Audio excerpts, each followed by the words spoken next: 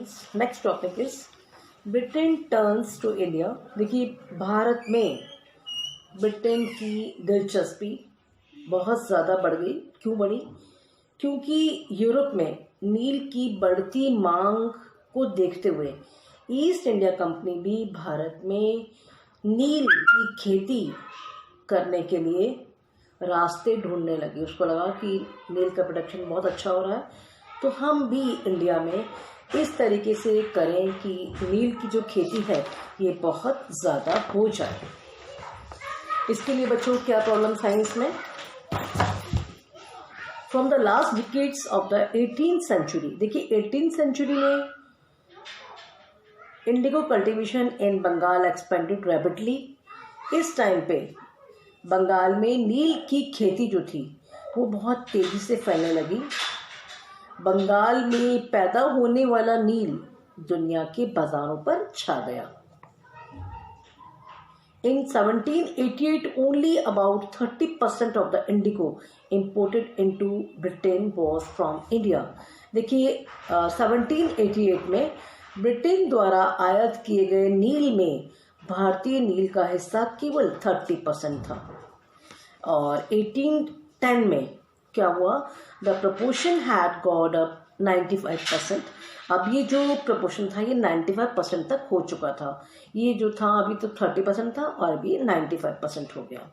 As the indigo trade grew, commercial agents, देखिए जैसे जैसे इंडिगो ट्रेड, जैसे जैसे आपका नील का व्यापार फैल रहा है, नील का जो ट्रेड बढ़ रहा है, जो कमर्शियल एजेंट्स थे और जो ऑफिसर्स थे कंपनी के, वो भी इंडिगो प्रोडक्शन में इन्वेस्ट करने लगे। उनका मन हुआ कि हम भी इसमें पैसा इन्वेस्ट करें ताकि और प्रोडक्शन हो।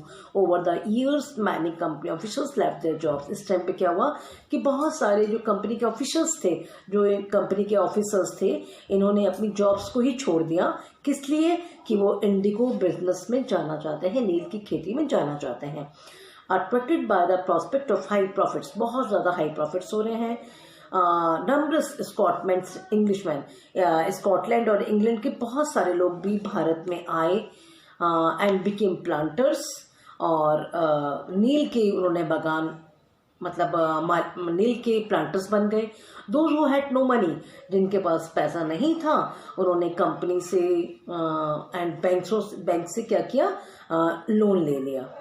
तो इस टाइम पे एक ऐसा टाइम आ गया था कि जो प्रोडक्शन था इंडिगो का बहुत ज़्यादा हो गया था और जो ऑफिसर्स थे वो भी इसमें इन्वेस्ट करना चाह रहे थे।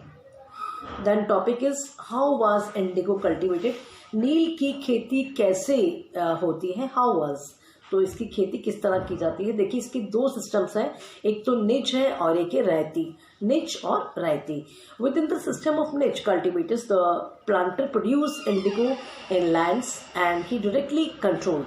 देखिए इस वाले निच वाले कल्टिवेशन में जो प्लांटर है वो प्रोड्यूस इंडिगो इन लैंड्स, जमीन पर इंडिगो की खेती करते हैं, एंड ही डायरेक्टली कंट्रोल, और वो उसको डायरेक्टली कंट्रोल करते हैं। ही ईदर बॉट द लैंड और रेंटेड, वो या तो जमीन को खरीद लेते हैं या फिर किराया देते हैं from other zamindar, and produce indigo by directly employing hired labours. और इसके लिए वो मजदूरों को भी काम पर मतलब आप हायर करते हैं, मजदूरों को हायर करके काम करवाते हैं। Next topic is the problem with निच कल्टीवेशन। देखिए बच्चों, निच जो खेती थी, मैंने आपको दो पैटर्न बताए हैं इसके, एक तो था निच और एक थी रेती।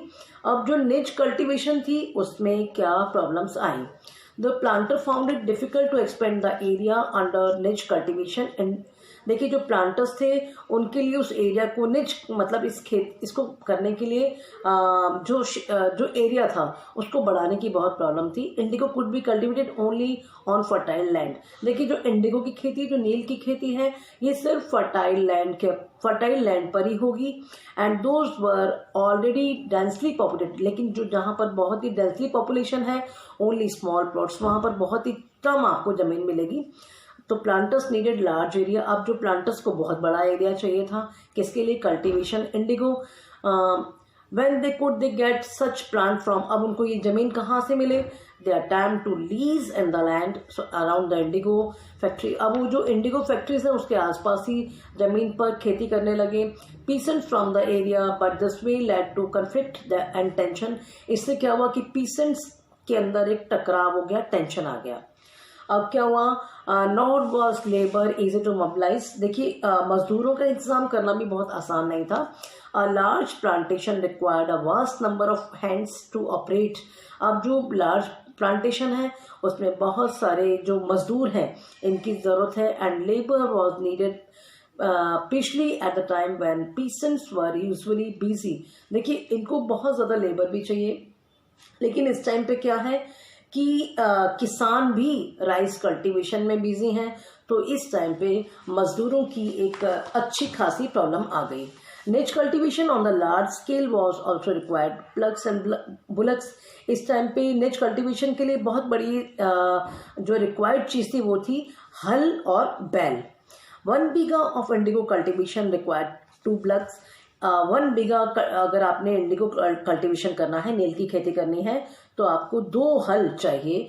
This mean that a planter with 1000 बीघास, अगर एक प्लांटर के पास 1000 बीघा है तो उसको 2000 हल चाहिए। Investing on purchase maintenance of plugs was a big problem. अब इनको मेंटेन करना, परचेज करना, इनको खरीदना, इनका रख रखाव, ये भी एक प्रॉब्लम थी। किसानों को हल भी नहीं मिल रहे थे, उन्हें हर चीज़ की ज़रूरत थी। जिस समय नील उत्पादन की ज़रूरत थी उस समय किसानों के पास हल बैल भी चावल के खेतों में, मतलब जो किसान थे वो भी हल और बैल को यूज़ कर रहे थे, किसमें, राइस कल्टीवेशन में। इस टाइम पे उनको भी उनकी ज़रूरत थी। Till the late 19th century, देखिए 19th सेंचुरी में क्या हुआ, planters were there for reluctant to expand the area under niche cultivation. Less than 25% of the land producing indigo was under this system. The rest was under an alternative mode of cultivation, the roti system. देखिए इसमें क्या हुआ कि जो बगान मालिक थे वो निज खेती का क्षेत्रफल फैलाने में बहुत ही हिचकिचा रहे थे, तो 25% से भी कम नील की पैदावार जो है इस व्यवस्था के अंदर नील की जो पैदावार थी 25% से भी कम जमीन में आ रही थी। बाकी जमीन जो थी वो रैयती सिस्टम के अंतर्गत थी। देखिए बच्चों, नेक्स्ट टॉपिक है आपका Indigo on the land of rates. अब जो नेक्स्ट टॉपिक आप पढ़ेंगे वो है रेतों की जमीन पर नील की खेती। Under the ryoti system the planter force the rates of sign a contract and agreement.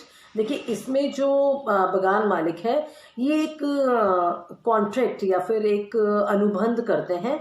वो किससे करेंगे, ये गांव की जो मुखिया है इनको प्रेशराइज किया जाएगा, जो विलेज हेडमैन है उनको समझौता करने के लिए बातें कर देते हैं कि to sign the contract on behalf of rates. Those who sign the contract, जिन्होंने इसके ऊपर कॉन्ट्रैक्ट पे साइन कर दिया, got cash advance from the planter, उनको तुरंत ही कैश एडवांस मिल जाएगा प्लांटर की तरफ से। लो रेट पर इंटरेस्ट मिलेगा उनको। But the loan committed the rate of cultivating Indigo on the least 25% of the area under is holding. तो इनको 25% जमीन पर नील की खेती करनी है। The planter provided the seed and the drill. अब जो है इस टाइम पे बगान मालिक है वो बीज और उपकरण भी आपको देंगे, और जबकि जो बाकी सारा काम है मिट्टी को तैयार करना, बीज डालना, ये सारे काम किसके हैं, कल्टीवेटर के। जो बच्चों नेक्स्ट आपका टॉपिक आ रहा है इसके बाद जो है when the crop was delivered to the planter. अब जब क्रॉप जो है तैयार हो गई है और प्लांटर को सौंपनी है, after the harvest new loan was given to the rate. अब देखिए कटाई के बाद फसल जो है बगान मालिक को सौंप भी जाएगी, और जो रेत है इनको वापस से न्यू लोन, नया कर्जा मिल जाएगा, और ये जो चक्र है ये वापस से स्टार्ट हो जाएगा। Peasants who were initially tempered by the loans soon realized now how harsh the system was. अब तुरंत ही किसान समझ गए कि ये जो सिस्टम है ये बहुत ज़्यादा कठोर है। The price they got the Indigo, जो वो नील की खेती कर रहे हैं, जो उगा रहे हैं, वॉज वेरी लो, बहुत कम है। And cycle of loan were ended, और जो इनका लोन का जो सिलसिला है ये कभी भी ख़त्म नहीं होने वाला है। ये क्या समझ गए कि जो हमें कीमत मिल रही है ये बहुत कम मिल रही है, और जो लोन का जो सिलसिला है ये कभी भी ख़त्म नहीं होने वाला है। समस्याएं और भी थी। The planters usually insist that Indigo be cultivated on the best soil. अब जो प्लांटर थे वो क्या चाह रहे थे कि नील की खेती बहुत ही अच्छी सॉइल पर की जाए, लेकिन नील के साथ परेशानी ये भी थी कि जो नील की जो जड़ें थी ये बहुत गहरी थी, और इससे क्या है, ये जो मिट्टी की जो सारी ताकत है ये जो जड़ है ये खींच लेती है। तो नील की कटाई के बाद वहाँ पर चावल की खेती जो किसान कर रहा था अब वो नहीं हो पाएगी। तो बच्चों हमारा 5th वीडियो है, हम नेक्स्ट उसमें पढ़ेंगे।